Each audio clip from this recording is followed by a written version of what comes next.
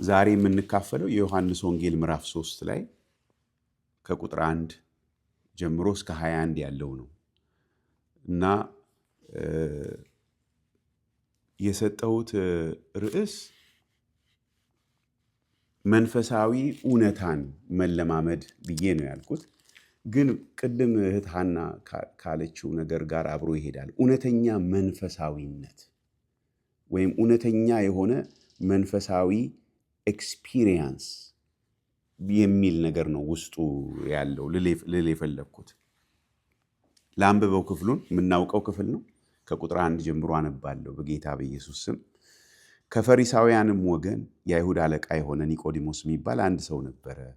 እርሱም በሌሊት ወደ ኢየሱስ መጥቶ መምህር ሆይ እግዚአብሔር ከእርሱ ጋር ከሆነ በቀር አንተ የምታደርጋቸውን እነዚህን ምልክቶች ሊያደርግ የሚችል የለምና መምህር ሆነ ከእግዚአብሔር ዘንድ እንደመጣህ እናውቃለን አለው። ኢየሱስም መልሶ እውነት እውነት እልሃለሁ ሰው ዳግመኛ ካልተወለደ በቀር የእግዚአብሔርን መንግሥት ሊያይ አይችልም አለው። ኒቆዲሞስም ሰው ከሸመገለ በኋላ እንዴት ሊወለድ ይችላል? ሁለተኛ ወደ እናቱ ማኅፀን ገብቶ ይወለድ ዘንድ ይችላልን? አለው። ኢየሱስም መለሰ እንዲህ ሲል እውነት እውነት እልሃለሁ ሰው ከውሃና ከመንፈስ ካልተወለደ በቀር ወደ እግዚአብሔር መንግሥት ሊገባ አይችልም። ከሥጋ የተወለደ ሥጋ ነው፣ ከመንፈስም የተወለደ መንፈስ ነው። ዳግመኛ ልትወለዱ ያስፈልጋችኋል ስላልኩህ አታድንቅ። ነፋስ ወደሚወደው ይነፍሳል፣ ድምፁንም ትሰማለህ፣ ነገር ግን ከወዴት እንደመጣ ወዴትም እንዲሄድ አታውቅም። ከመንፈስ የተወለደ ሁሉ እንዲሁ ነው። ኒቆዲሞስም መልሶ ይህ እንዴት ሊሆን ይችላል አለው። ኢየሱስም መልሶ እንዲህ አለው አንተ የእስራኤል መምህር ስትሆን ይህን አታውቅምን? እውነት እውነት እልሃለሁ የምናውቀውን እንናገራለን፣ ያየነውንም እንመሰክራለን፣ ምስክራችንንም አትቀበሉትም። ስለ ምድራዊ ነገር በነገርኳችሁ ጊዜ ካላመናችሁ ስለ ሰማያዊ ነገር ብነግራችሁ እንዴት ታምናላችሁ? ከሰማይም ከወረደው በቀር ወደ ሰማይ የወጣ ማንም የለም፣ እርሱም በሰማይ የሚኖር የሰው ልጅ ነው። ሙሴም በምድረ በዳ እባብ እንደሰቀለ እንዲሁ በእርሱ የሚያምን ሁሉ የዘላለም ሕይወት እንዲኖረው እንጂ እንዳይጠፋ የሰው ልጅ ይሰቀል ይገባዋል። በእርሱ የሚያምን ሁሉ የዘላለም ሕይወት እንዲኖረው እንጂ እንዳይጠፋ እግዚአብሔር አንድያ ልጁን እስኪሰጥ ድረስ ዓለሙን እንዲሁ ወዷልና። ዓለም በልጁ እንዲድን ነው እንጂ በዓለም እንዲፈርድ እግዚአብሔር ወደ ዓለም አላከውምና። በእርሱ በሚያምን አይፈረድበትም። በማያምን ግን በአንዱ በእግዚአብሔር ልጅ ስም ስላላመነ አሁን ተፈርዶበታል። ብርሃንም ወደ ዓለም ስለመጣ ሰዎችም ሥራቸው ክፉ ነበርና ከብርሃን ይልቅ ጨለማን ስለወደዱ ፍርዱ ይህ ነው፣ ክፉ የሚያደርግ ሁሉ ብርሃንን ይጠላልና ሥራውም እንዳይገለጥ ወደ ብርሃን አይመጣም። እውነትን የሚያደርግ ግን ሥራው በእግዚአብሔር ተደርጎ እንደሆነ ይገለጥ ዘንድ ወደ ብርሃን ይመጣል ይላል። እንግዲህ በዚህ ክፍል ላይ ዮሐንስ ወንጌሉን በጻፈ ጊዜ የተለያዩ እንግዲህ ወንጌላት ውስጥ የምናየው አጻጻፍ የተለያዩ ክስተቶችን በጌታ በኢየሱስ ክርስቶስ ሕይወት ውስጥ ነው ሪካውንት የሚያደርጉልን የሚያስታውሱን እና በዛ ውስጥ ስለ ኢየሱስ ክርስቶስ የመጣበት ዓላማ ነው ለኛ የሚገልጡልን። እና አሁን በዚህ ክፍል ላይ የምናየው ስለ አንድ ሰውዬ ጋር የነበረውን ኢንተራክሽን ነው ጌታችን ኢየሱስ ክርስቶስ እና አሁንም መንፈስ ቅዱስ በዚህ ውስጥ እንድናይ የሚፈልገው ነገር አለ እና ያንን ማስተዋል አለብን። ይሄ ክፍል ዮሐንስ ወንጌል ምዕራፍ 3 እንደው በጥቅሉ ስለ ዳግመኛ መወለድ ወይም ስለ ሁለተኛ መወለድ እንደዚህ ብለን ልናስበው እንችላለን። ግን በደንብ በጥሞና መመልከት አለብን። ብዙ ነገር ውስጡ አለው። ብዙ የሚያስተምረን ነገር አለ። መጀመሪያ መመልከት ያለብን ይሄ ኒቆዲሞስ የሚባለው ሰውዬ ማን ነው ነው። ኒቆዲሞስን ሲገልጸው ከፈሪሳውያን ወገን የአይሁድ አለቃ የሆነ ይላል እና አሁን ይሄ ግሩፕ ሳንሄድረን የሚባል ግሩፕ እንደሆነ እናውቃለን።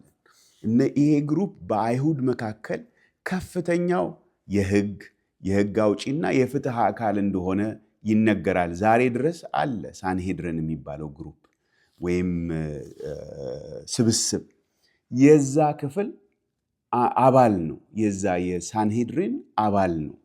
ስለዚህ በጣም በጣም ኢምፖርታንት ሰው ነው በማህበረሰቡ ውስጥ። ኢምፖርታንት ሰው ብቻ መሆኑ ሳይሆን በጣም ሊቅም ነው። መምህር ነው። የአይሁድ መምህር ነው። ብዙ ተሞክሮ አለው። ወጣት ልጅም አይደለም።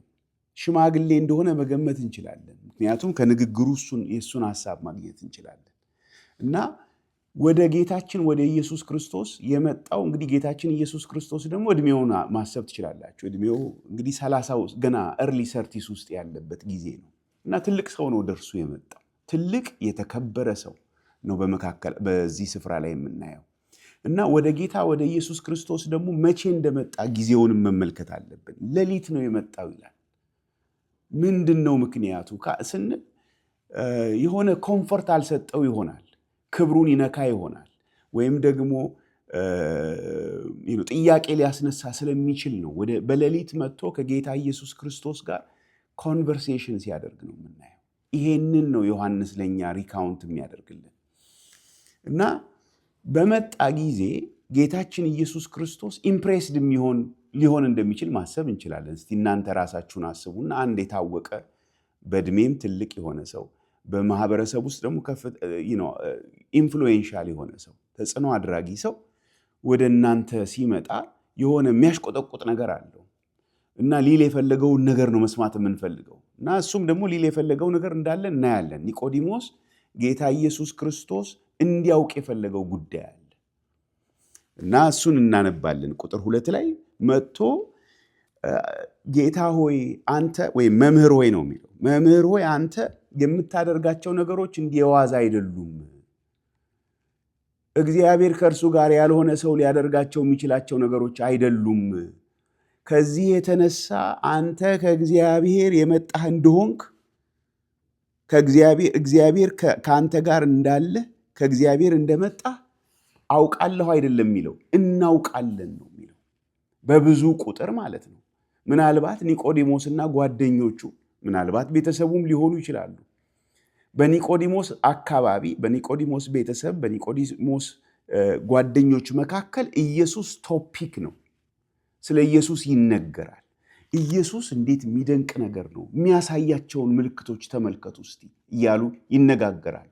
እንደምታውቁት አይሁድ ምልክቶችን በጣም ነው ቫልዩ የሚያደርጉት እና ምልክቶች ማለት ተአምራቶቹ፣ ድንቆቹ ጌታ ኢየሱስ የሚሰራቸውን ነገሮች በጥሞና የሚያጠኑ የሚመረምሩ ሰዎች እንደሆኑ እናያለን።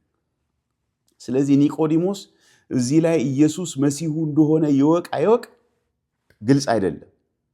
ነገር ግን ከእግዚአብሔር የመጣ ምናልባት ነቢይ እንደሆነ አድርጎ ሊያስበው እንደሚችል እናያለን እና ይህንን ነገር ጌታ እንዲያውቅለት ፈለገ። እናውቃለን፣ እኔ ብቻ ሳልሆን ሌሎችም ጭምር ብሎ ነገረው። የጌታችን የኢየሱስ ክርስቶስ ምላሽ ደግሞ እኔም እንድታውቅ የምፈልገው ነገር አለ ነው የሚለው። ኒቆዲሞስ እንዲያውቅለት የፈለገው ነገር እንዳለ ሁሉ ጌታ ኢየሱስም እኔም እንድታውቅ የምፈልገው ነገር አለ ይለዋል እና ምንድን ነው የሚለው እዚህ ላይ እውነት እውነት እልሃለሁ። እቺ የጌታችን የኢየሱስ ክርስቶስ ንግግር መለያ ናት። እውነት እውነት እልሃለሁ። በቃ እውነት እውነት እልሃለሁ የሚሉ ክፍሎችን በሙሉ ሄደን ከተመለከትን በመጽሐፍ ቅዱስ ውስጥ ጌታችን ኢየሱስ ክርስቶስ እንድናውቀው የሚፈልገው ነገር በምንም ልንሽረው የማንችለው ነገር ነው። እውነት እውነት እላችኋለሁ ካለ በቃ ሌላ ምንም ሐሳብ መስጠት አንችልም። ሌላ የራሳችን ልዩ ልዩ ቶፒኮች ሊኖሩን ይችላሉ። ቆይ ጌታ ሆይ አንተም እኮ ደግሞ ማወቅ ያለብህ ነገር አለ መቼም አፋችን ሞልተን ባንልም ግን እንደዛ ይዳዳናል ብዙ ጊዜ። ግን እሱ የሚለው ምንድነው? እውነት እውነት እልሃለሁ። ኒቆዲሞስ፣ ትልቁ ኒቆዲሞስ፣ ሽማግሌው ኒቆዲሞስ፣ ሊቁ ኒቆዲሞስ፣ ብዙ ትምህርት ያለው ኒቆዲሞስ፣ እሱ ብቻ አይደለም፣ ስለኔ ደግሞ መልካም ሐሳብ ያለህ ኒቆዲሞስ፣ እንደ ሌሎች ፈሪሳውያን አይደለም፣ እንደ ሌሎች አይሁድ ያልሆንክ፣ በጣም እኔን ቫልዩ ከማድረግ የተነሳ ሌሊት መጥተህ የምታናግረኝ ኒቆዲሞስ፣ እሱ ሁሉ ጌታ አይጠፋውም፣ ግን እንድታውቅ ፈልጋለሁ ይለዋል። እሱም ምንድነው እዚህ ላይ የሚለው የምናውቀው ቃል ነው። ሰው በአማርኛ ትርጉማችን ላይ ዳግመኛ ካልተወለደ በቀር ነው የሚለው። ይሄ ዳግመኛ የሚለው ቃል የግሪኩ ቃል ዳግመኛም ተብሎ ሊተረጎም ይችላል፣ ከላይም ተብሎ ሊተረጎም ይችላል። ሰው ከላይ ካልተወለደ በቀር፣ ከላይ ከሰማይ ማለት ነው፣ ካልተወለደ በቀር የእግዚአብሔርን መንግስት ሊያይ አይችልም ብሎ ነው የሚነግረው። ይሄ ጌታችን ኢየሱስ ክርስቶስ የተናገረው ነገር ከኒቆዲሞስ ኤክስፒሪየንስ ከኒቆዲሞስ እውቀት ያለፈ ጉዳይ። ለዚህ ነው መንፈሳዊ እውነታን መለማመድ የምንለው ከኛ ልምምድ፣ ከኛ ኤክስፒሪየንስ፣ ከኛ ዕውቀት ያለፈ ነገር አለ። እግዚአብሔር የሚያሳየን ነገር አለ። ለኒቆዲሞስ እሱን ነው የሚነግረው። እውነት እውነት እልሃለሁ ሰው ከላይ ካልተወለደ በቀር የእግዚአብሔርን መንግስት ሊያይ አይችልም። ይሄንን ነገር ኒቆዲሞስ የነበረው የትምህርት ደረጃ ይሄንን ነገር ለመረዳት ሊያስችለው አልቻለም። ኒቆዲሞስ ይሄንን ነገር ለመረዳት ራሱ ይሄንን የሚባለውን ነገር ኤክስፒሪየንስ ያደረገ ከሆነ ብቻ ነው ሊረዳው የሚችለው። አንዳንድ ነገሮችን እኛ ራሳችን ካላለፍንበት በስተቀር ልንረዳው አንችልም። መንፈሳዊ ነገር ዝም ብሎ የኢንፎርሜሽን ጉዳይ አይደለም፣ ኤክስፒሪየንስ የምናደርገው ነገር ነው። ስለዚህ ለኒቆዲሞስ ግር የሚል ነገር ነው የነገረው እና ብናብራራ ብናስረዳ አይገባም። ይኸው ኒቆዲሞስ ትንሽ ነገር ነግሮትም ቁጥር 9 ላይ ስትሄዱ እንዴት ሊሆን ይችላል ነው እንዴት ሊሆን ይችላል ብሎ አለ። አንዳንድ መንገድም ሰጥቶታል። አንዳንድ እንደዚህ ብሎ አስረድቶታል። ስለዚህ ምንም ብናብራራ ራሱ ከላይ የመወለድ ጉዳይ የግድ ሰው ራሱ ኤክስፒሪየንስ ሊያደርገው ይገባል። ስለ አዲስ ፍጥረት መሆን በማውራት ሰዎች አዲስ ፍጥረት አይሆኑም። ወይም ስለ አዲስ ፍጥረት ሌክቸር በመስማት አዲስ ፍጥረት አይሆኑም። አዲስ ፍጥረት ሲሆኑ ብቻ ነው የሚያውቁት። እና ይሄ ከላይ መወለድ የሚባለው ነገር አለው ጌታ ኢየሱስ ልክ አሁን ገኒ ዮሐናን እንደወለደቻት አይነት ነገር ነው። ዮዲት ኢያሱን እንደወለደችው አይነት ነገር ነው። ሪል ነው፣ ሐሳባዊ አይደለም። ከላይ መወለድ ሪል ነው ብሎ ነው የሚነግረው ለጌታ ኢየሱስ ለኒቆዲሞስ እና እንዲገባው ብሎ በፒክቸር ሰጠው። ቁጥር 8 ላይ ነፋስ ወደሚወደው ይነፍሳል፣ ድምፁን ትሰማለህ፣ ነገር ግን ከወዴት እንደመጣ ወዴትም እንዲሄድ አታውቅም። ይሄም ሁለተኛ መወለድ ወይም ከላይ መወለድ የሚባለውም ነገር ልክ እንደዚሁ ነው አለው። እና ያው ሁላችንም ይገባናል ቋንቋው። ብሎ ሲሄድ ነፋሱ ይሰማናል። ይሄው አሁን እያነቃነቀው ነው። ዛፎቹን ያያለው፣ ዛፉን ይነቃነቃል አሁን ዛፉ። ስለዚህ ነፋስ እንዳለ ግልጽ ነው፣ በስራው ነው የሚታወቀው። ግን ነፋሱ አይታይም። ሁለተኛ መወለድ እንደዛ ነው። ከላይ መወለድ እንደዛ ነው። ሰዎች በፊት ያልሆኑትን መሆን ይጀምራሉ። አዲስ ነገር በውስጣቸው ይከሰታል። የንግግር ብቻ ነገር አይደለም ብሎ ለኒቆዲሞስ ይሄንን ሲያስረዳው ይሄ እንዴት ሊሆን ይችላል? ከላይ ምን ብሏል? እንደገና ከሸመገለ በኋላ ሰው ወደ እናቱ ማህፀን ሊገባ ይችላልን አለው። ጌታ ኢየሱስ ለሱም የሰጠውን መልስ እናያለን። አትደነቅ ይሄንን ስለነገርኩ ብሎ አሁን ቅድም ያልኳችሁን ስለ ነፋስ ሲነግረው እናያለን። ከዛ በዚህ ውስጥ የምናየው ምንድነው? መንፈሳዊ እውነት፣ መንፈሳዊ ልምምድ ለሰዎች ልንነግር እንችላለን። ምንነግራቸው አምነው እነሱም እግዚአብሔርን ኢንካውንተር እንዲያደርጉት ነው የምንነግራቸው። ይኸው ጌታ ኢየሱስ ይናገራል። እውነት እውነት እልሃለሁ ይለዋል ቁጥር 11 ላይ ከ10 ጀምሮ ባነብ፣ አንተ የእስራኤል መምህር ስትሆን ይህን አታውቅምን? እውነት እውነት እልሃለሁ የምናውቀውን እናገራለን፣ ያየነውን እንመሰክራለን ይላል። የምናውቀውን ሲል ኒቆዲሞስ የሚያውቀው አይነት እውቀት አይደለም። ኒቆዲሞስ በትምህርት ቤት ምናምን ያወቀው ነገር ነው። አሁን ከሱ ከትምህርት ቤት እውቀቱ ያለፈ ነገር ነው ጌታ ኢየሱስ እያወራው ያለው። ስለዚህ የምናውቀውን እነግራችኋለን ይለዋል። ይሄ ደግሞ ስለማይታይ ነገር በቃ የሆነ ኤክስፒሪየንስ ስለማይደረግ ነገር አይደለም የሚነግረው ለሱ የሚመሰክርለት ሰዎች ኤክስፒሪየንስ ስለሚያደርጉት ነገር ነው የሚነግረው። ተጨባጭ ስለሆነ ነገር ነው የሚነግረው። ልክ ቅድም እንዳልነው ልክ በስጋ ሰው ሲወለድ ተጨባጭ እንደሆነ ሁሉ በመንፈስ መወለድ፣ ዳግም መወለድ፣ ከላይ መወለድም ልክ እንደዛው ተጨባጭ ነገር ነው። ግን ማመን ይጠይቃል፣ መቀበል ይጠይቃል። እዚህ ላይ ምን ይላል? እናንተ ግን ምስክርነታችንን አትቀበሉትም ብሎ ስለ ምድራዊ ነገር በነገርኳችሁ ጊዜ ካላመናችሁ ስለ ሰማያዊ ነገር ብነግራችሁ እንዴት ታምናላችሁ የሚል ነገር እናያለን። ስለዚህ ይሄ ምን ያሳየናል? በዚህ በምድር ህይወት በዚህ በስጋ ሳለን ልንለማመደው ስለምንችል መንፈሳዊ ነገር አሜን ብለን ተቀብለን እሱን በህይወታችን እሱ ካልቀየረን ገና ሊሆን ስላለው ገና በኋላ ስለሚመጣው ዓለም ቢነገረን እንዴት ነው ያንን ማስተናገድ የምንችለው? እዚህ ኤክስፒሪየንስ ያላደረግነውን እዚህ ኤክስፒሪየንስ እንደምናደርገው ያላመንነውን ነገር ስለ ወደፊቱ እንዲሁ ዝም ብለን አብረን እውነት ነው በቃ እውነት ነው ከክርስቶስ ጋር አብረን እነግሳለን ምናምን ልንል እንችላለን። ከክርስቶስ ጋር እኮ አብረን እነግሳለን የሚል ሰው እኮ አሁን መከራን ይቀበላል። ያመነ ሰው ማለት ነው። እንደ ሐዋርያው ጳውሎስ እንደ ቅዱሳን በዘመናት ሁሉ እንደነበሩ ቅዱሳን አሁን በጽድቅ ይኖራል፣ ራሱን ገዝቶ ይኖራል፣ እውነተኛ መንፈሳዊነትን ይከታተላል። ያንን በእርግጥ የሚያምን ሰው ደግሞ እውነተኛ መንፈሳዊነት ደግሞ የማይቻል ነገር ነው እኮ ከባድ ነው ምናምን፣ ግን የእግዚአብሔር ጸጋ እንደሚያስችል ደግሞ የእግዚአብሔር ቃል ይናገራል። አምኖ መቀበል ግን ይጠይቃል። የክርስትና ሕይወት የሚጀመረው በእምነት የሚቀጥለው በእምነት የሚደመደመው በእምነት ነው፣ በእግዚአብሔር ላይ ባለ እምነት ነው። እና ስለዚህ አሁን በዚህ ምድር ላይ ስለምንለማመደው ነገር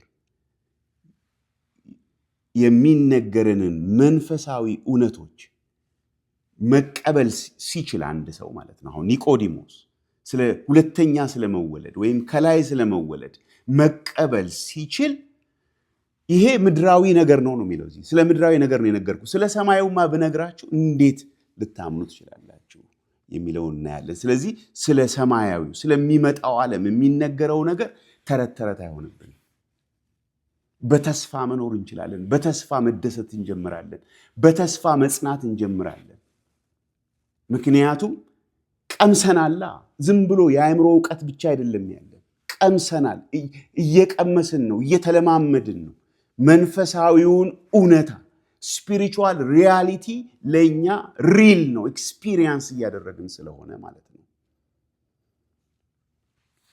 ከዛ በኋላ ጌታችን ኢየሱስ ክርስቶስ ለኒቆዲሞስ ይሄንን ካለው በኋላ ቁጥር 13 ላይ ከሰማይ ከወረደው በቀር ወደ ሰማይ የወጣ ማንም የለም፣ እርሱም በሰማይ የሚኖረው የሰው ልጅ ነው።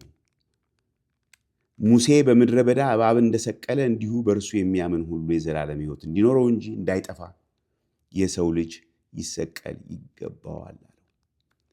ስለዚህ መንፈሳዊውን እውነታ ለመለማመድ አንድ ሰው ሊያውቀው ሊቀበለው የሚገባ ማዕከላዊ እውነት፣ መሰረታዊ እውነት የመስቀሉ እውነት ነው። የጌታችን የኢየሱስ ክርስቶስ የመስቀል እውነት ነው። ከእርሱ ነው የሚወጣው እውነተኛ መንፈሳዊ ልምምድ እና ግልጽ አደረገለት። የሰው ልጅ ይሰቀል ይገባዋል አለው። ስለዚህ የሁለተኛ መወለድ ከላይ መወለድ የሚባለው ነገር ተግባራዊ የሚሆንበት መንገዱ ይሄ እንደሆነ ይነግረዋል። የመስቀሉ ነገር እንደሆነ ይነግረዋል። ከሱ ውጪ ይሄ ሁለተኛ መወለድ ወይም ከላይ መወለድ የሚባለው ወይም የዘላለም ሕይወት ተግባራዊ ሊሆን ፈጽሞ አይችልም። ይኸው ቁጥር 16 ላይ በእርሱ የሚያምን ሁሉ የዘላለም ሕይወት እንዲኖረው እንጂ እንዳይጠፋ እግዚአብሔር አንድያ ልጁን እስኪሰጥ ድረስ ዓለሙን እንዲሁ ወዷልና ይላል። ስለዚህ የዘላለም ሕይወት ይለዋል እዚህ ላይ፣ ወይም ሁለተኛ መወለድ ከላይ መወለድ ተግባራዊ ሊሆን የሚችለው በሰው ሕይወት ውስጥ ከጌታችን ከኢየሱስ ክርስቶስ ሞት የተነሳ ነው። ከመስቀሉ የተነሳ ነው። በክርስቶስ የሚያምን ሰው ማለትም ከላይ የተወለደ ሰው የዘላለም ሕይወት ያገኘ ሰው አይጠፋም ይለዋል። አይጠፋም ይለዋል። እንዳይጠፋ ነው ጌታችን ኢየሱስ ክርስቶስን እግዚአብሔር የሰጠው ይላል። አይጠፋም፣ ፔሪሽ አያደርግም ይላል። ሁለተኛ የተወለደ ሰው፣ ከላይ የተወለደ ሰው ይሄ ብቻ ነው ለሰው ልጆች የድህነት መንገድ፣ ሌላ መንገድ የለም ይላል። ቁጥር 18 ካያችሁት ምን ይላል? በእርሱ በሚያምን አይፈረድበትም። ቁጥር 17ን መጀመሪያ ላንብብ። ዓለም በልጁ እንዲድን ነው እንጂ በዓለም እንዲፈርድ እግዚአብሔር ወደ ዓለም አላከውምና ይላል። ስለዚህ ምንድን ነው ይሄ የሚያሳየን? የእግዚአብሔር የፍቅሩ ዴሞንስትሬሽን ነበር መስቀሉ። የፍቅሩ ሰርቶ ማሳያ ነበረ መስቀሉ። የእግዚአብሔር የማዳኑ የምህረቱ ማሳያ ነው። ዓለም በልጁ እንዲድን ነው ልጁን የላከው ይላል። እንዲፈርድ አይደለም ይላል። እንዲፈርድ አይደለም በዓለም ልጁን የላከው ይላል። ስለዚህ የመስቀሉ ነገር ለዚህ ፐርፐስ እንደሆነ እናያለን። ይሰማል ድምጼ? ኢንተርኔቱ አንስቴብል ነው የሚል ነገር አግኝቼ ነው። እሺ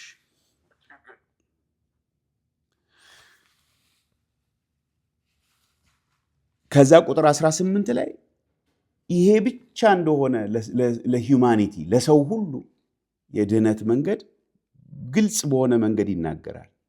በእርሱ በሚያምን አይፈረድበትም፣ በማያምን ግን በአንዱ በእግዚአብሔር ልጅ ስላላመነ አሁን ተፈርዶበታል። በቃ ይሄው ነው፣ ሌላ መንገድ የለም። ይሄ ለሁሉ ለመንፈሳዊው እውነታ ለኤክስፒሪየንሱ ከሀ እስከ ፐ ላለው ነገር ይሄ ነው የመስቀሉ ነገር መሰረት ነው። ሌላ መንገድ የለም። ይሄንን ሪጀክት ያደረገ ሰው በራሱ ላይ ነው የሚፈርድ። እግዚአብሔር አይደለም የሚፈርድበት፣ በራሱ ላይ ነው የሚፈርድ። ይሄው በእርሱ በሚያምን አይፈረድበትም፣ በማያምን ግን በአንዱ በእግዚአብሔር ልጅ ስላላመነ አሁን ተፈርዶበታል። ይሄንን ሪጀክት ስላደረገ ከዛ መጨረሻ ከ19 እስከ 21 ባለው ክፍል ውስጥ ምን ይላል? ኢየሱስ የዓለም ብርሃን ሆኖ ወደዚህ መጥቷል እና ወደ እርሱ የሚመጡ ሰዎች ኤክስፖዝድ እንዲሆኑ ፈቃደኛ ከሆኑ ስራቸው የሚያደርጉት ነገር ሁሉ ኤክስፖዝድ እንዲሆን ፈቃደኛ ከሆኑ እግዚአብሔር በሕይወታቸው እየሰራ መሆኑን ያረጋግጣል። ነገር ግን ስራቸው ክፉ የሆኑ ሰዎች ወደ ብርሃኑ አይመጡም። የስራቸውን ክፋት ጸንተው መቀጠል የሚፈልጉ ሰዎች ወደ ብርሃን አይመጡም ይላል። እና ምንድን ነው እግዚአብሔር በዚህ ውስጥ እንድናውቅለት የሚፈልገው? ኒቆዲሞስ እንዲያውቅለት የፈለገው ነገር አለ። እኛም እንድናውቅለት የሚፈልገው ነገር አለ። አእምሯችንን በኢንፎርሜሽን መሙላት ለእግዚአብሔር መንግስት ነገር ብቁ አያደርገንም። መጽሐፍት ብናነብ፣ ስብከት ብናዳምጥ፣ ልዩ ልዩ ኢንፎርሜሽን ብንገዛ ለመንፈሳዊ ለእግዚአብሔር መንግስት ነገር ብቁ አያደርገንም። የእግዚአብሔርን የመንግስቱን ኃይል ኤክስፒሪየንስ ማድረግ አለብን፣ ግድ ይላል። የመጨረሻው ዘመን አንዱ ምልክት የሃይማኖት መልክ የአምልኮ መልክ የሚኖራቸው ሰዎች ማለት ይዘምራሉ፣ ሊሰብኩ ይችላሉ፣ ቤተክርስቲያን ሊገኙ ይችላሉ፣ ግን ኃይሉን የሚክዱ ናቸው ይላል። በህይወታቸው ለውጥ የለም። አድሮ እንደሚባለው በአማርኛችን ታጥቦ እንደሚባለው በእግዚአብሔር ቃል ጭቃ ናቸው፣ ያው ናቸው። ተመላልሰው እዛው ጋር ናቸው። የእግዚአብሔርን ኃይል በህይወታቸው አይለማመዱም። የእግዚአብሔር መንግስት የንግግር አይደለም፣ የኃይል ነው። ኃይሉን በህይወታችን መለማመድ ግድ ይላል። ኢንፎርሜሽን ስላለን ስለተለያየ ነገር ብንጠየቅ ጥሩ ጥሩ መልስ ልንሰጥ እንችላለን። ብዙ ኤቲየስት ቴዎሎጂያኖች አሉ። ብንጠይቃቸው ቴክስት ቡክ አንሰር ሊሰጡን የሚችሉ ስለ ማንኛውም ነገር ሰው እንዴት ነው ምንድን ነው ብንላቸው ዮሐንስ ወንጌል ይሄን ይላል፣ ኤፌሶን ይሄን ይላል ሊሉን ይችላሉ። ዛሬ ሰውም መሆን የለባቸው። ታውቃላችሁ አይደል? ኤአይ ሊነግራችሁ ይችላል። ኤአይ ላይ ግቡና እስቲ ጉግል ላይ ገብታችሁ እስቲ ቆይ ቴላስ እስቲ ሃው ዳዝ ማን ጌትስ እንዴት ነው ሰው የሚድነው ብላችሁ ጠይቁት። ጥሩ አድርጎ መልስ ይሰጣችኋል። በመጽሐፍ ቅዱስ እንዲህ ተብሎ ነው ከነጥቅሱ ከነምኑ ያስረዳችኋል። መንፈሳዊ ብርሃን አለው እንደ ኤአይ ዝም ብሎ ኢንፎርሜሽን እኮ ነው ጋዘር አድርጎ የሚነግረን። አንዳንድ ሰው እኮ እንዴት እንደዳነ እንኳን ማስረዳት ላይችል ይችላል። እግዚአብሔርን አውቁ መንፈሳዊውን እውነታ እየተለማመደ ለኛ ማብራራት ላይችል ይችላል። እኔ 10,000 ጊዜ ከማብራራ እውነቱን ባውቅ ይሻለኛል። እውነተኛውን መንፈሳዊ ሕይወት ብለማመደው ይሻለኛል። ኃይሉን ባውቀው ይሻለኛል። ዝም ብዬ እንደ ፓሮት ከማወራ ማለት ነው። ስለዚህ ይሄንን ነው እንድናውቅ የሚፈልገው ሐዋርያው ዮሐንስም። ይሄ የተጻፈው እኮ ለኛም ነው። ስናነብ ይሄ ነገር ዝም ብሎ ኢንፎርሜሽን ጉዳይ እንደ ፈሪሳዊው እንደው ጥሩ ጥሩ ሐሳብ ስለ ጌታ ኢየሱስ ደግ ደግ ሐሳብ አይበቃም። ኢየሱስ ክርስቶስ አለ አንድ ከዚህ ቀደም የነበረ ክርስቲያን ወንድም ጸሐፊ፣ ወይ ውሸታም ነው አለ። either he is a liar or he is a lunatic or he is Lord ሌላ ምርጫ የለም ብሎ ተናገረ። ሲኤስ ሉዊስ የሚባል ሰው ነው። ወይ ውሸታም ነው ወይ እብድ ነው ወይ ደግሞ ጌታ ነው። በቃ ምረጡ እናንተ። ንግግሩ ወይ የእብድ ንግግር ነው ወይ የጌታ ንግግር ነው። እብድ ነው ካል አንቀበለውም፣ እንተወዋለን። ውሸት ነው ካል አናምነውም። ጌታ ነው ካል እንገዛለን ለሚናገረን ነገር። ሌላ አማራጭ የለም እንጂ እንዲህ ያመቻመችን ዝም ብለን የሆነ ይሄ እንዴት ነው ምግብ እንዴት ነው አንዳንዴ አልዋጥ ብሎን በቃ ዝም ብለን ውስጥ ያላመጥን ወዲህ ብናዞረው መግባት አለበት። መጥፋታችን አይቀርም። የእግዚአብሔር እውነት እንደዛ ነው። ወይ እንውጠዋለን ወይ እንተፋዋለን። ሌላ ምርጫ የለም። እና የኃይል ነገር ነው። የመንግስቱ ነገር የኃይል ነገር ነው። ኒቆዲሞስ እንደ ፈሪሳዊ ያለው ዕውቀት ለእግዚአብሔር መንግስት ብቁ አያደርገውም ነበር። እሱን ነው ጌታ ኢየሱስ እየነገረው ያለው። ያንተ ትምህርት አይበቃም እያለው። እንደሱ እንደ ኒቆዲሞስ አይነት ሰው እኮ ነው ጳውሎስ። በሱ ዘመን ከነበሩቱ የላቀ ነበር በትምህርቱም በሁሉ ነገር። ግን እሱን ሁሉ እንደማይረባ እንደ ቆሻሻ ነገር ጥየዋለሁ ይላል። ኢየሱስን ለማወቅ ስፒሪቹዋል ኤክስፒሪየንስ እና ስፒሪቹዋል ኢንፎርሜሽን ይለያያሉ። የመጽሐፍ ቅዱስ ጥቅሶች ከዚህም ከዛም እንዲህ ስንት ዘመን ቁጭ ብለን ሰምተናል። እንዲህ ብዙ ነገር እኮ ነው የምናውቀው፣ ግን አናውቀው። ስለዚህ እሱን ነው እዚህ ላይ አንዱ እንድናውቅ ጌታ የሚፈልገው። ደግሞ ለውጫዊ መረጃዎች ማለት አይቻለሁ እግዚአብሔር በቃ ድንቅ ሲሰራ አይቻለሁ ይላል እኮ ኒቆዲሞስ። በቃ አይተን መርምረን ይሄ አንተ ያረከው ነገር ከእግዚአብሔር ከእርሱ ጋር ያለ ሰው የሚያደርገው ነገር እንደሆነ አረጋግጠናል። ሶዋት ይመስላል ጌታ ኢየሱስ እያለ ያለው። እንኳን ያወቅ አይቻለሁ፣ ሰው እውር ሲበራ አይቻለሁ፣ እንኳን ያየ ደንቆሮ ሲሰማ አይቻለሁ፣ እንኳን ያየሽ አይበቃም። ራሳችን እግዚአብሔርን ኢንካውንተር ማድረግ አለብን። ራሳችን የሰማነው አይበቃም። እሱን ነው እዚህ ላይ የምናየው። ሴትል ማድረግ የለብንም ለሰማነው ነገር። ድሮ እኮ በቃ ክርስቲያኖች እንዲሆኑ ነበረ እና ሶዋት ዛሬ እግዚአብሔር ተቀይሯል? አልተቀየረም። እግዚአብሔር ይመራቸው ነበር እና ታዲያ ዛሬስ? ድሮ ጌታን ስቀበል እንደዚህ ሆኖ ነው እና ታዲያስ? ሶዋት ዛሬስ? እግዚአብሔር ይቀየራል? አይቀየርም። ስለዚህ ከእግዚአብሔር ጋር የእግዚአብሔር ሲሰራ ማየት አለብን በራሳችን ሕይወት። ስለ ኢየሱስ የምንናገረው ደግ ሐሳብ አይበቃም። ሌላ ምንድነው ከዚህ ውስጥ እግዚአብሔር እንድናውቅ የሚፈልገው? ኒቆዲሞስም እንዲያውቅ የሚፈልገው መንፈሳዊ ሪያሊቲን መፈለግ አለበት። ኒቆዲሞስ በቃ መጠማት አለበት። እንዴት ይቻላል ምናምን ብሎ እንዲሄድ አይደለም። በኋላ ስንመለከት እግዚአብሔር አይኑን እንደከፈተለት መረዳት እንችላለን። የኒቆዲሞስ እንቅስቃሴ አትሊስት ቢያንስ በስውርም ቢሆን ጌታን ተከታይ ሆኗል። እና መንፈሳዊ ሪያሊቲን መፈለግ አለብን። እንደው አልተጻፈም እንጂ እንደው በግምት ነው የምናገረው። ጳውሎስ የገባው አይነት መንፈሳዊ ሪያሊቲ አይደለም ግን ኒቆዲሞስ የገባው። ጳውሎስን እብድ ነው ያደረገው። የገባው እውነት እንደ እብድ ነው የኖረው። ኒቆዲሞስ ክብሩን ጠብቆ ነው የኖረው። በስውር እየተሽለኮለኮ ነው የኖረው። መንፈሳዊ ሪያሊቲን መፈለግ አለብን። ወንጌል የንግግር ጉዳይ አይደለም፣ የኃይል ጉዳይ ነው። ይህን ይናገራል ጳውሎስ በቆሮንቶስ መጽሐፍ ላይ መልእክት ላይ። ሰዎች አዳፕቲቭ አኒማልስ ናቸው ይላሉ ሳይኮሎጂስቶች አይደል? እንለምዳለን፣ ሩቲንስ እንለምዳለን፣ በቃ ወግ እንለምዳለን። በቃ ያው የኛን ዘመዶች ማየት ነው። ምንም እህቶች ማሰብ የለባቸው እኮ ነጠላ ሲያረጉ በቃ ተለምደዋል። ነጠላቸውን አድርገው ብቻ ጠዋት ይኬዳል ወደ ቤተ ክርስቲያን።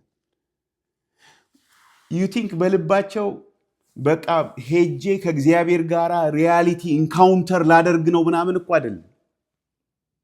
በቃ እናደርገዋለን።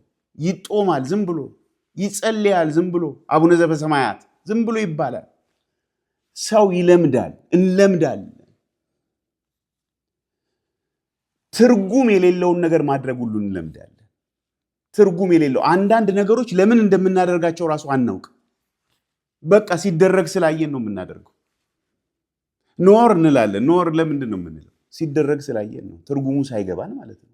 ብዙ ነገር አለ ትርጉሙ ሳይገባን የምናደርጋቸው ነገሮች። እንደው ቆም እያላችሁ ግን ለምንድን እንደዚህ የሚባለው ግን ለምንድን ነው እንደዚህ የሚደረገው ካላችሁ በቃ ብዙ ልንቆም ነው፣ መሄድ ላንችል ነው። ምክንያቱም ሁሉ ነገር ትርጉም ከጠየቅን መንቀሳቀስ ማንችል ነው የሚመስለን። ዝም ብለን ማድረግ ነው የለመድነው እና ከዚህ የተነሳ ነገሩ ሲጀመር የተደረገበት ዓላማ ሁሉ ተረስቶ ሁሉ ልናደርገው እንችላለን። ለምሳሌ በቤተ ክርስቲያን መሰብሰብ ሲደረግ ለምንድን ነው የምንሰበሰበው? ሁሌ የምንጠቅሰው ጥቅስ አለ። ለፍቅርና ለመልካም ስራ እንድንነቃቃ እርስ በርሳችን እንተያይ። ለሱ ነው። እሺ ከሆነ ለፍቅርና ለመልካም ስራ እየተነቃቃን ምን እያደረግን? ይኸው እየተሰበሰብን ነው። መሰብሰብ አላቆምንም። ለፍቅርና ለመልካም ስራ እየተነቃቃን ነው። እሱን እስቲ አስቡት። እስቲ የምንሰበሰበው ለዚህ ከሆነ እያደረገ ነው ወይ ዓላማው? መቼም አሁን ጂም የሚሄድ ሰው ጂም የሚሄደው ለመጠንከር ነው አይደል? ከዛ ጂም እየሄደ ይሄንን እየገፋ እንደው ትንሽ እንኳን ቼክ ሲያደርግ እንደው ጠንከር ካላለ ይሄ ነገር አይሰራም እንዴ ማለቱ አይቀርም። ትሬድሚል ላይ እየሮጠ ትንፋሹ ካልተሻሻለ አሁን እያለ ከሆነ ይሄ ነገር ልክ አይደለም። ሳምቲንግ ኢዝ ኦፍ ዩ ሲ ምን ሆኗል?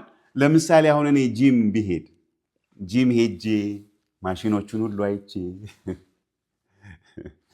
እዛ ያሉትን ሰዎች ሁሉ ሰላምታ ሰጥቼ ከነሱ ጋር ሻይ ቡና ጠጥቼ እንዴት ናችሁ ደህና ናችሁ ብዬ ዞሬ ጎብኝቼ እንደው ማሽኖቹ ላይ ራሱ ቁጭ እያልኩ በቃ እያየኋቸው የሚገርሙ ማሽኖች ናቸው እኮ ማሽኖች እያልኩ ወደ ቤቴ ብመለስ ሲሊ ይመስላል። እንደዛ እያደረግን ነው ቤተክርስቲያን ራሱ የምንመጣው ለራሳችን ነው። እውነቱን ልንገራችሁ ብዙ ጊዜ ለራሳችን ጥሩ ነው፣ ደስ ይላል፣ ኢንጆይመንት ነው፣ ክለብ ነው ቤተክርስቲያን። ከእነንትና ጋር አብረን ልንሳሳቅ፣ አንዳንዶቻችን ከቤተክርስቲያን በኋላ ምሳ ለመብላት ምንመጣ ልንኖር እንችላለን። I am ashamed to say this. That may be true. ወደ ብርሃኑ መምጣት ጥሩ ነው። ፈውስ አለ እዛ ቦታ። ኤክስፖዝድ መሆን ጥሩ ነው። ፈውስ አለ። ለምንድን ነው የምንመጣው ቤተክርስቲያን? እግዚአብሔርን ለምንድን ነው የምናመልከው? ይሄ ቼክ መደረግ አለበት። ምክንያቱም ዝም ብለን ልንኖር እንችላለን። ዘመናችን እንደዚሁ ሊቀጥልና ሊያልቅ ይችላል።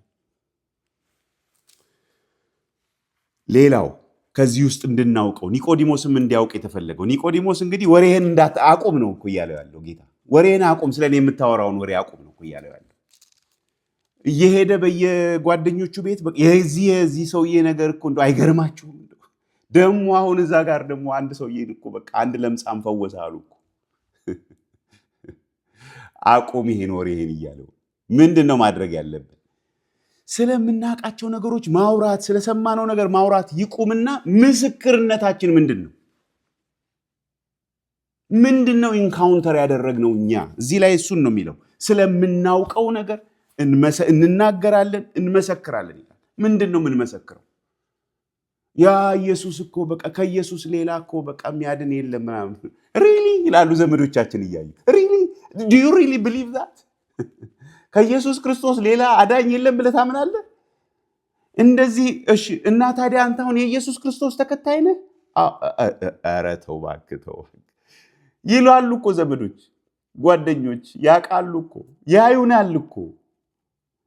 እሱ እንደው በቃ እሱ ያስችላል። ያስችላል? እንዴት ነው የሚያስችለው? እስቲ ንገረኝ፣ ምስክርነትህን ንገረኝ። የትኛውን ኃጢአት ነው ኦቨርካም ያደረግከው? እንዴት ነው እግዚአብሔር የረዳ? እንዴት ነው የጸናኸው በፈቃዱ ውስጥ?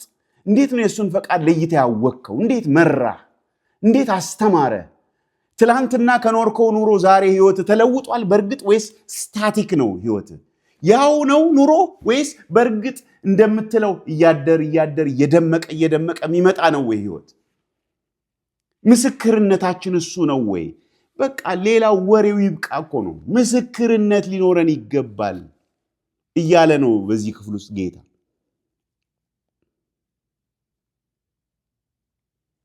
በልምምዳችን የምናውቀው በእርግጥ ምንድን ነው የእግዚአብሔር ኃይል እያደረገ ያለው?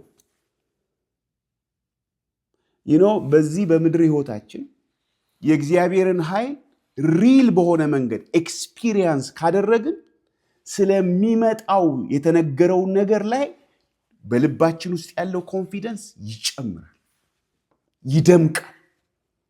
ስለሚመጣው የሚወራው ነገር ልባችንን ይይዘዋል። እዚህ ኤክስፒሪየንስ ካደረግን።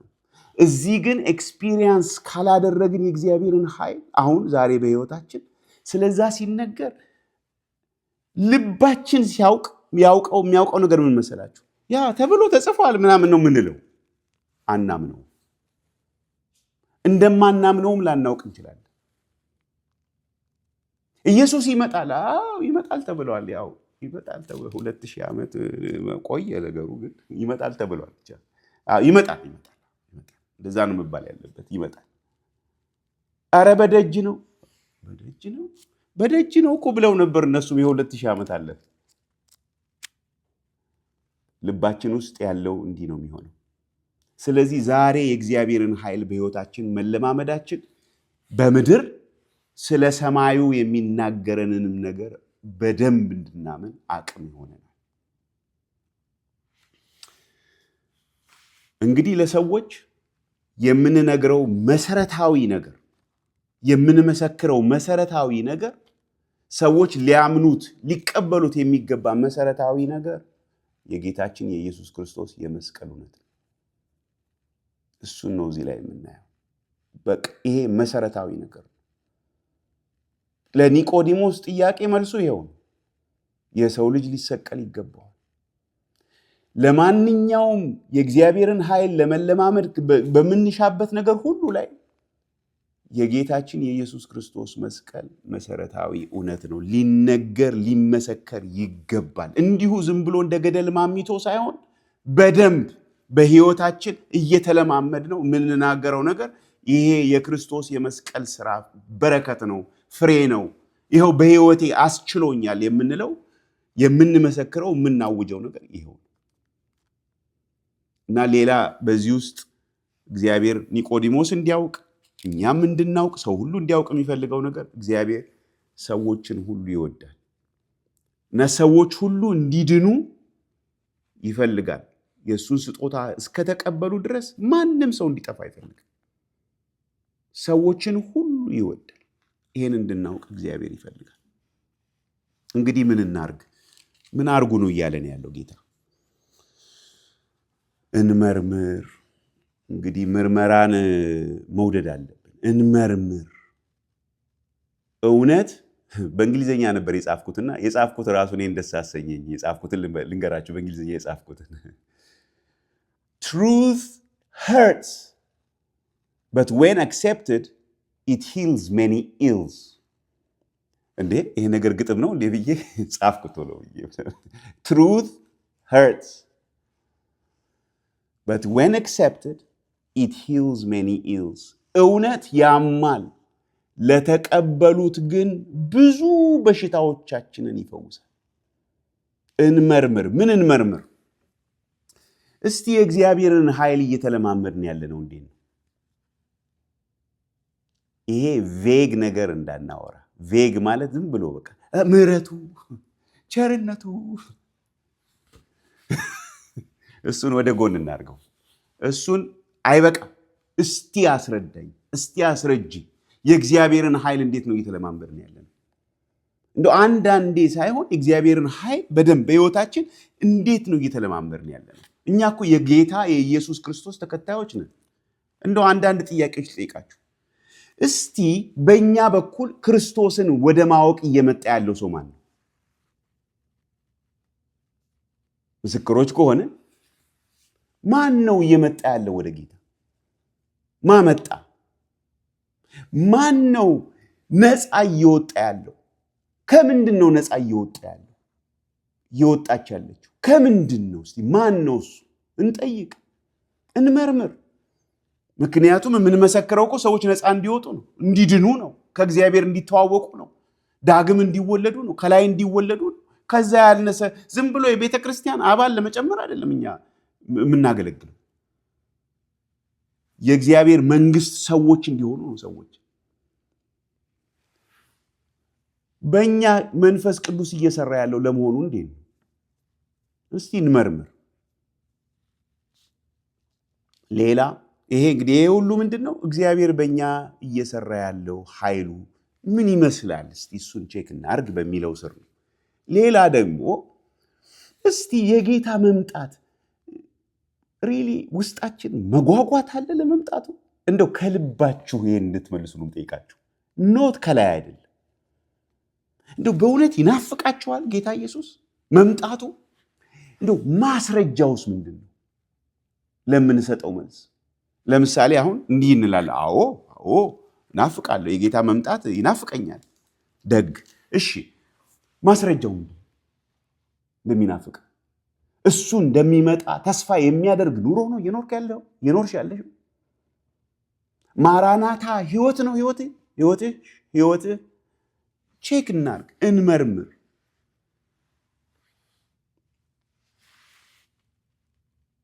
ቅድም ያልኩት እውነት ያማል፣ ለተቀበሉት ግን ብዙ በሽታዎቻችንን ይፈውሳል ነው ያልኩት።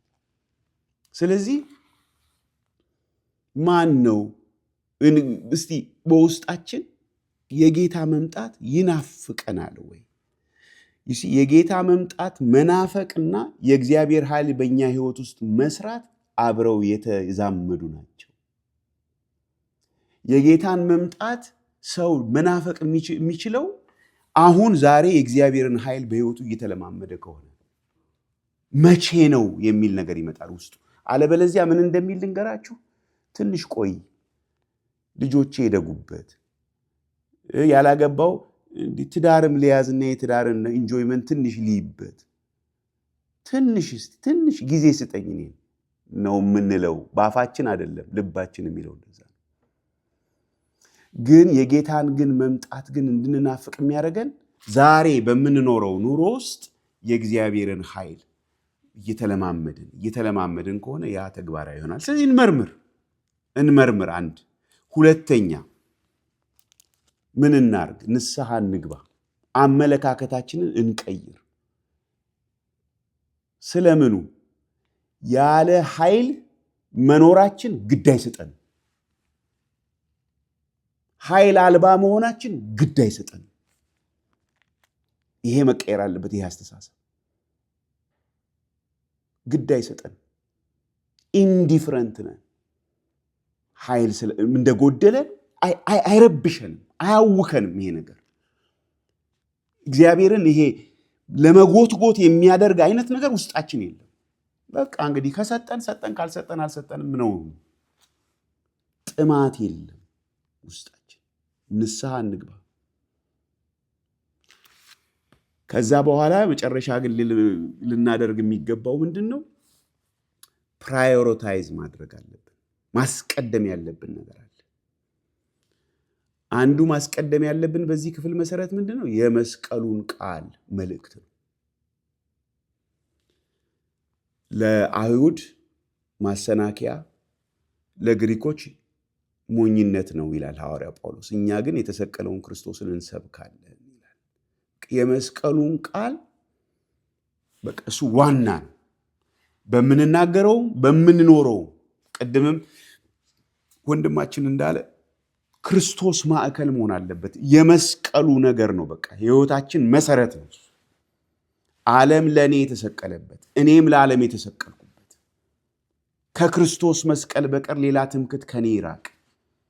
አንዱ ስለ ሁሉ ሞተ፣ እንግዲያስ ሁሉም ሞቱ። በህይወትም የሚኖሩት ስለ እነርሱ ለሞተውና ለተነሳው እንጂ ከእንግዲህ ወዲያ ለራሳቸው እንዳይኖሩ ነው የሞተው። የመስቀሉ ነገር፣ የመስቀሉ መልእክት፣ የመስቀሉ እውነት በህይወታችንም በስብከታችንም ማዕከላዊ ስፍራ ሊኖረው፣ ቅድሚያ ሊሰጠው እንደሚገባ ነው የምናየው። ስለዚህ እሱን እናስቀድም። እኔ የሚለውን ነገር እንጣለው። መስቀሉ እያሉ እኔ የለም። ዓለም ለእኔ ከተሰቀለበት፣ እኔ ለዓለም ከተሰቀልኩበት፣ በቃ አለቀ።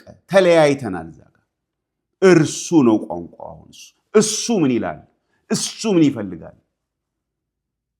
የወታደር ህይወት ነው ይሄ። መዝሙሩን እንወደዋለን። የኢየሱስ ወታደር ነኝ። አሁን የ3 ዓመት ልጅ የፍቅር ዘፈን ስትዘፍን ብትሰሙ ምንድን ነው የምትሉት? አትስቁም?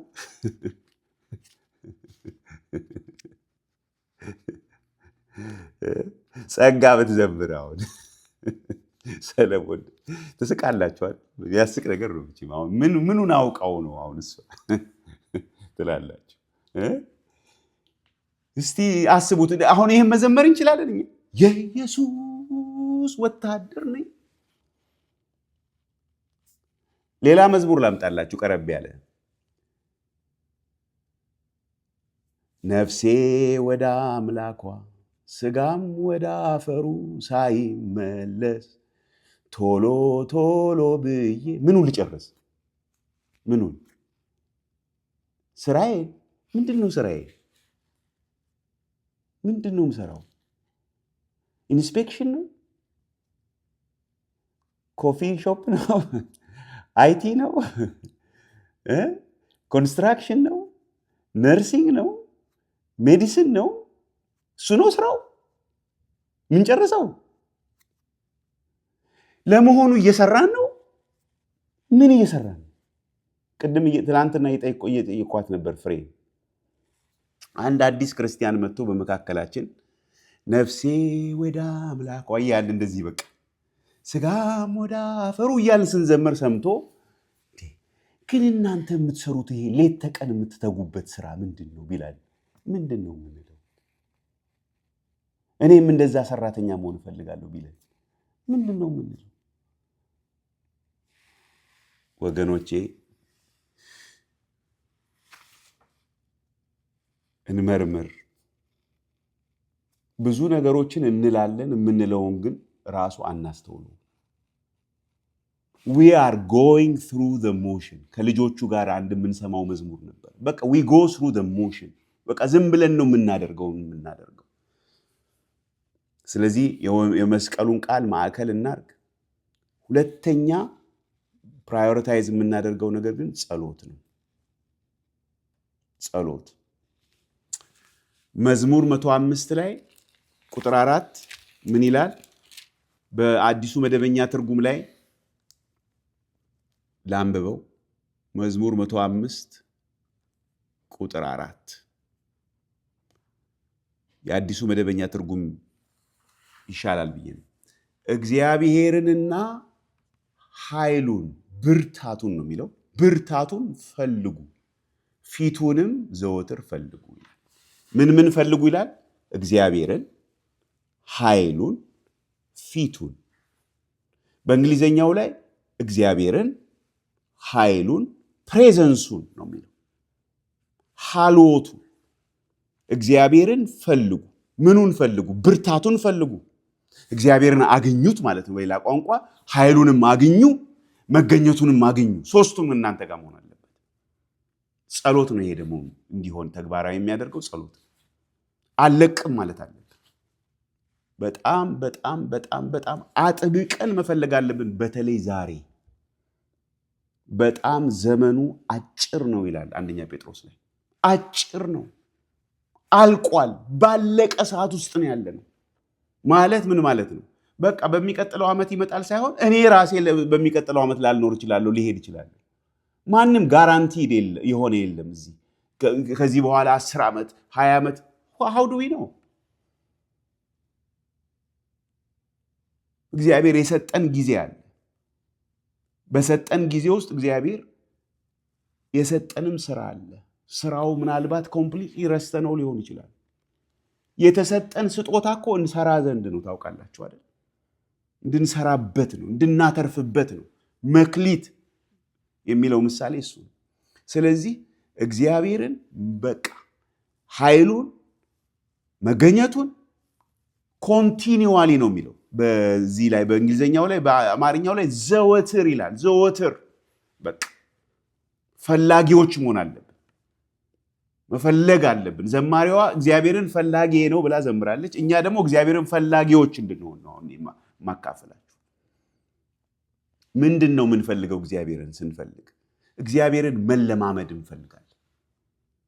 እውነተኛ መንፈሳዊ ልምምድ ውስጥ መግባት እንፈልጋለን። እውነተኛ መንፈሳዊ ልምምድ ከኢንፎርሜሽን ያለፈ ከንግግር ያለፈ ልምምድ ውስጥ መምጣት አለብን። የመንፈስ ቅዱስ ሙላት ያስፈልገናል ማለት ነው። የእግዚአብሔር ኃይል ያስፈልገናል። ሌሎች በሚሰጡት ምስክርነት ላይ ብቻ አንደገፍም የሚል አቋም ያስፈልገናል። የኔ ምስክርነት ሊኖረኝ ይፈልጋል።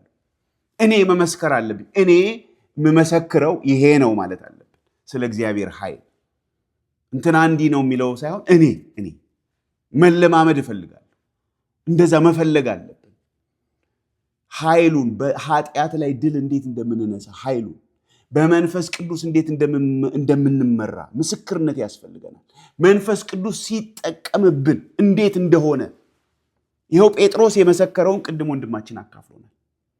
ይኸው እኛም እንግዲህ ምስክርነት ያስፈልገናል። ክፉን አሸንፋችኋል ይላል አንደኛ ዮሐንስ ላይ። ክፉን ስናሸንፍ ምስክርነት ያስፈልገናል። ስለዚህ እግዚአብሔርን ብርታቱን ፈልጉ፣ ፊቱንም ዘወትር ፈልጉ። እግዚአብሔር ይርዳን። እንጸልይ። እግዚአብሔር አባት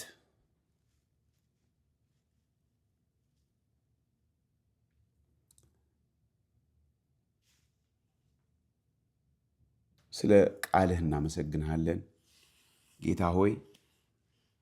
ይሄ ሁሉ ጌታ ሆይ አሁን የተወያየ ነው ያነሳ ነው ነገር በሙሉ ጌታ ሆይ እውነት የሆነው በጌታችን በኢየሱስ ክርስቶስ ሞት ስለሆነ እናመሰግንሃለን። በእርሱ ሞትና ትንሣኤ እኛም ሕያዋን ሆነናል። እግዚአብሔር አምላካችን ሆይ እናመሰግንሃለን። ጌታ ሆይ እባክህን የሚሰማ ጆሮ ስጠን። ክብር ሁሉ ለአንተ ይሁን፣ በኢየሱስ ክርስቶስ ስም አሜን።